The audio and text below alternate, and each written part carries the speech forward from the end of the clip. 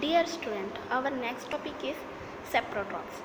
You might have seen packets of mushroom sold in the vegetable market.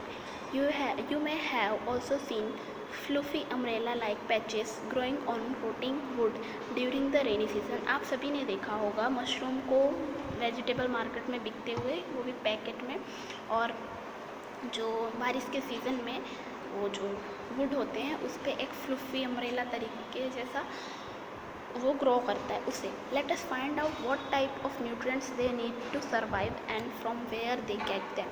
मतलब इन सबको जीने के लिए, इनको सर्वाइव करने के किस तरीके के न्यूट्रिएंट्स की ज़रूरत होती है और वो उसे कहाँ से लेते हैं, इसके बारे में हम यहाँ पर देखते हैं. सो इधर आपको एक एक्टिविटी दी हुई है. It's activity for you. Take a piece of bread and moist it with water. Take a piece of bread and dip into the water. Leave it in a moist warm, means moisturised हो और थोड़ा सा गर्म जगह पर उसे रखना है for 2 to 3 days और until fluffy patches appear on them. जब तक फ्लूफी पैचेस उसमें नहीं आ जाए तब तक के लिए उसे रखना है. दिस पैचेस में बी वाइट, ग्रीन, ब्राउन और any other colours. There will be many colours in the patches. Observe the patches under a microscope और a magnifying glass. You have to observe it. Write down your observation in your notebook. Most probably you will see cotton like leather threads. Cotton like threads spread on the piece of bread. Bread पे कैसे होंगे? Cotton में से धागा होता है, thread means धागा. Cotton के धागे के जैसा एक वाइट कलर का फ्लूफी आपको दिखेगा. This organisms are called fungi, जिसे हम क्या कहते हैं? Fungi. There is a picture of fungi in figure number 1.8. They have a different mode of nutrients. उनके मोड्स कैसे हैं? अलग अलग है न्यूट्रिएंट्स के. They secrete digestive juice on the dead and decaying matter and convert it into a solution. उनके पास क्या होता है? एक डाइजेस्टिव जूस होता है जिसमें से वो डेड और डिकेइंग मैटर में से लेते हैं और उसको कन्वर्ट करते हैं सॉल्यूशन में. Then they observe the nutrients from it. और उसमें से वो क्या करते हैं? न्यूट्रिएंट्स को ऑब्जर्व कर लेते हैं. This mode of nutrients in which organisms take in nutrient in solution form from dead and decaying matter is called saprotrophic nutrients. इस तरीके के न्यूट्रिएंट्स लेने वाले को हम क्या कहते हैं? Saprotrophic nutrients. ऑर्गेनिजम्स से जो न्यूट्रिएंट्स लेते हैं. Plants which use saprotrophic mode of nutrients are called saprotrophs. मतलब जो ये सेप्रोट्रॉफिक न्यूट्रिएंट्स लेते हैं उसे हम क्या कहते हैं? सेप्रोट्रॉफ्स. और जो फोटोसिंथेसिस करते हैं वो वाले कैसे होते हैं हमारे प्लांट? वो होते हैं ऑटोट्रॉफ्स. मतलब खुद का खाना खुद बनाते हैं. और ऐसे जो कि है ना डेड और डिकाइंग मैटर में से लेते हैं न्यूट्रिएंट्स और अपने डाइजेस्टिव सिस्टम के प्रोसेस से उसे सॉल्यूशन बनाते हैं, एब्जॉर्ब करते हैं, उसे हम क्या कहते हैं? Saprotrophs. Fungi also grown on pickle, leather, cloths and other articles that are left in hot and humid weather for long time. मतलब फंगी जो है हमें कहाँ कहाँ देखने को मिलते हैं? तो पिकल्स, अचार में वाइट वाइट कलर के हो जाते हैं बहुत दिनों बाद जब हम लॉन्ग टाइम के लिए उसे रख देते हैं. लेदर में लग जाते हैं. फिर क्लॉथ्स जो होते हैं ऐसी जगह पर, हम मॉइस्चर वाली जगह पर जहाँ रख देते हैं वहाँ पर फंगी उसके ऊपर हमें दिखाई देने लग जाती है.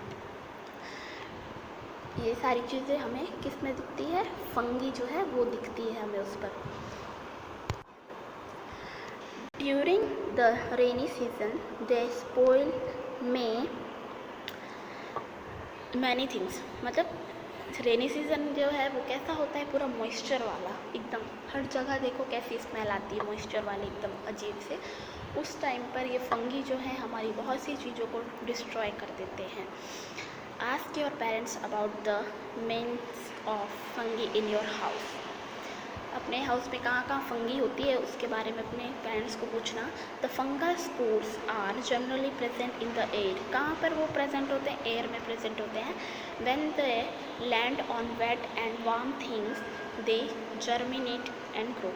जब वो है ना वेट यानी गीली सी जगह जो होती है, वेट एंड वार्म मतलब थोड़ी ठंडी गर्म जो चीज़ें होती हैं उस जगह पर जहाँ वो होती हैं वहाँ पर उनका जर्मिनेशन यानी जर्मिनेट ग्रो करना बहुत फास्ट होता है, वो वहाँ पर ग्रो करती है। Now can you figure out how we can protect our things from getting spoiled. अब तुम इसे फिगर आउट कर सकते हो कि कैसे हम अपनी चीज़ों को स्पॉइल होने से बचा सकते हैं। Some organisms live together and shelter and nutrients. क्या कुछ ऑर्गेनिजम्स कैसे होते हैं जो कि है ना साथ में रहते हैं और वो शेयर करते हैं अपने न्यूट्रिएंट्स को। This is called symbiotic relationship. इसे क्या कहते हैं? Symbiotic relationship. For example certain fungi live in the roots of tree. कुछ फंगीज ऐसे होते हैं जो कि रूट्स होता है जो लीव्स का उसका ट्रीज़ का उसमें रहते हैं। ट्रीज़ के पार्ट्स तो आपने देखे ही हैं, तो उसमें रूट्स कहाँ होता है? ज़मीन में, सॉइल में, जिसमें वो ट्री में होते हैं वो fungi. The tree provide nutrients to the fungus and in return receives help from it to take up water and nutrients from the soil. और ऐसे फंगी क्या करते हैं? ट्रीज़ की हेल्प करते हैं, उन्हें हेल्प प्रोवाइड करते हैं और ट्री भी उनकी हेल्प करते हैं। किस लिए करते हैं? Nutrients to फंग्स। ट्री है ना जो अपने न्यूट्रिएंट्स रहते हैं वो फंगीज जो है फंग्स हैं उनको प्रोवाइड करते हैं, और जो फंग्स जो है उनकी किस तरीके से रिवर्स में हेल्प करते हैं? फ्रॉम टेकिंग अप वाटर जो है उनको देते हैं और न्यूट्रिएंट्स जो है वो सॉइल में से उन्हें देते हैं ट्रीज़ को। This association is very important for the tree. और ये एसोसिएशन जो है वो ट्री के लिए बहुत ही ज़्यादा इम्पॉर्टेंट होता है। इन ऑर्गेनिजम्स कॉल्ड लिचेंस। लिचेंस कहते हैं इसे। A chlorophyll containing partner which is a alga and a fungus live together.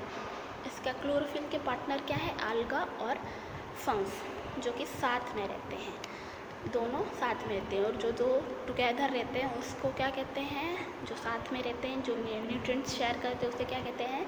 Symbiotic relationship. ये किस तरीके से रहते हैं क्लोरोफिल के साथ? सिम्बायोटिक रिलेशनशिप में रहते हैं। फंग्स प्रोवाइड शेल्टर, वो उन्हें शेल्टर रहने की जगह प्रोवाइड करते हैं। वाटर एंड मिनरल्स टू आल्गा, वो उस आल्गी को क्या क्या चीज़ें देते हैं? शेल्टर, वाटर एंड मिनरल्स देते हैं। In return the alga provide food which it prepare by photosynthesis. और आल्गा क्या करता है? जो फूड फोटोसिंथेसिस के ज़रिए रेडी हुआ होता है वो उसे प्रोवाइड करता है। प्रिपेयर्ड फूड जो होते हैं हमारे प्लांट्स में। तो इस तरीके से दो अलग अलग फंग्स जो है, फंगीज जो है, ऑर्गेनिजम्स जो है साथ में रहते हैं, जिसे हम सिम्बायोटिक कहते हैं। वो साथ में रहते हैं। इस तरीके से वो एक दूसरे के ट्री की हेल्प करता है फंगी, और आल्गा और फंगी ये दोनों भी अपनी हेल्प करते हैं। Our next topic is how nutrients are relationship replacing in the soil. Means nutrients जो है वो किस तरीके से रिप्लेनिश्ड होता है सॉइल में। How nutrients are replenished in the soil. Have you seen farmer को देखा है? स्प्रेडिंग मैन्योर और फर्टिलाइज़र इन द फील्ड में मैन्योर और फर्टिलाइज़र को ऐड करते हुए कभी देखा है? और gardener using them in lawn और इन पॉट्स। और गार्डनर जो है उसको लॉन या पॉट्स में यूज़ करते हैं। Do you know why they are added to the soil. तुम्हें पता है ये क्यों हम ऐड करते हैं सॉइल में?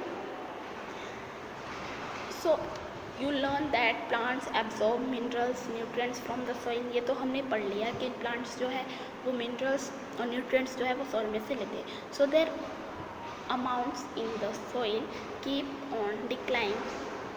Fertilisers and manures contain plant nutrients such as nitrogen, potassium, phosphorus etc. ये सब प्रोवाइड करते हैं वो प्लांट्स को। This nutrients needs phosphorus etc. This nutrients needs to be added time to time to enrich the soil. ये सारे minerals को क्या, न्यूट्रिएंट्स को क्या होता है? टाइम टू टाइम जो है वो सॉइल में पहुंचना होता है to grow of plants. We can grow plants and keep them healthy if we can find out the nutrients requirement of plants. मतलब हम जो है प्लांट्स को ग्रो कराते हैं। अब जैसे हमने फील्ड में फार्मर जो अपने लगाते हैं प्लांट्स ग्रो कराते हैं, उसमें बहुत से ऐसे होते हैं जो कि ख़राब हो जाते हैं इस तरीके से। तो वो किस लिए होते हैं? हमारे प्लांट्स को किस चीज़ की रिक्वायरमेंट है, किस न्यूट्रिएंट की रिक्वायरमेंट है, वो हमें पता होनी चाहिए। इसीलिए फार्मर जो हैं अपने प्लांट को अच्छा सा हेल्थी ग्रो करने के लिए फर्टिलाइज़र्स या तो फिर मैन्योर का यूज़ करते हैं। Usually crops required a lot of nitrogen and to make proteins बहुत ही यूजुअली मीन्स ज़्यादातर क्रॉप्स जो है उसे रिक्वायर होता है नाइट्रोजन, किस लिए? प्रोटीन को बनाने के लिए। आफ्टर द हार्वेस्ट हार्वेस्ट मतलब कटाई, the soil become deficient in nitrogen through nitrogen gas is available in plenty in the air. Plants cannot use it in the manner they can use carbon dioxide. Means जो है ना nitrogen जो है हमारे air में है, carbon dioxide, oxygen, nitrogen, ये सारी चीज़ें हमारे एयर में हैं। बट कार्बन, जिस तरीके से प्लांट्स कार्बन डाइऑक्साइड को ले लेता है उस तरीके से वो प्लांट जो है वो नाइट्रोजन गैस को नहीं ले पाता। So through nitrogen gas is available in plenty in the air, plants cannot use it in manner like carbon dioxide. They needs nitrogen in a soluble form. उन्हें नाइट्रोजन कैसे form में चाहिए होती है? सोल्यूबल फॉर्म में, gaseous form में नहीं चाहिए होती है। The bacteria called ribosome can take atmospheric nitrogen and convert it into the soluble form. जो एक बैक्टीरिया होता है जिसे हम क्या कहते हैं? राइजोबियम। वो क्या करता है? राइजोबियम क्या करता है? एटमॉस्फेरिक नाइट्रोजन को गेन करता है and convert it into the soluble form, soluble nitrogen. They make it in soluble nitrogen. So it lives in the root of grams. क्या होता है? वो फिर रूट्स में आ जाती हैं और most of the they can ribosomes can take atmospheric nitrogen, convert it into soluble form and they'll take it into roots, peas, moong, beans and other legumes and provides them with nitrogen। ये किन किन की चीज़ों को? ग्राम, जैसे चना हो गया, पीस, मूंग, बीन्स की जो क्रॉप्स होती हैं उन सब के लिए ये यूज़फुल होते हैं organism. Most of the pulses are obtained from leguminous plant. In return, the plants provide food and shelter to the bacteria. और वो रिवर्स में क्या देते हैं? बैक्टीरिया को शेल्टर प्रोवाइड करते हैं, न्यूट्रिएंट्स देते हैं बैक्टीरिया को और फूड प्रोवाइड करते हैं, food provide to the bacteria. They have a symbiotic relationship. उन्हें कैसी होती है? सिम्बायोटिक रिलेशनशिप होती है। This association is of great significance for the farmer. They do not need to add nitrogen fertilizer to the soil in which leguminous plants are grown. मतलब उन्हें fertiliser use करने की ज़रूरत नहीं होती है कि हमारे प्लांट को नाइट्रोजन की ज़रूरत है तो हम उसमें फर्टिलाइज़र डायरेक्टली ऐड कर दें। No, there is a bacteria present for the plants to provide nitrogen in soluble form. अगर बैक्टीरिया प्रोवाइड करता है उन्हें। In this chapter you learn that most of the plants are autotrophs. इस chapter में आपने क्या सीखा कि बहुत से प्लांट्स ऐसे होते हैं जो ऑटोट्रॉफ्स होते हैं। Only a few plants adopt other modes of nutrients like parasitic and saprotrophic. मतलब अलग ऐसे कुछ प्लांट्स होते हैं जो है ना प्रोवाइड करते हैं, ऑटोट्रॉफ्स नहीं होते और वो अपने न्यूट्रिएंट्स किस से देते हैं? अलग मोड से अडॉप्ट करते हैं, जैसे कि पैरासाइटिक और saprotrophic. They derive nutrition from other organism से लेते हैं। All animals are categorised as autotrophs since they depend on plants and other animals for food. Can be say that the insectivorous plants are partial heterotrophs. जो insectivorous plants है वो partially heterotrophs है, हम ये कह सकते हैं। ये क्वेश्चन है। Yes, we can say that just because they can eat insects, okay, and they can make their own food also, but they are dependent on insects also, so we can say that they are insectivorous plants are partially heterotrophs. What is the meaning of heterotrophs? To depends on another person or another things. So we have learned all the things in these chapters. You have to write down a keywords given in your textbook in your notebook. Thank you.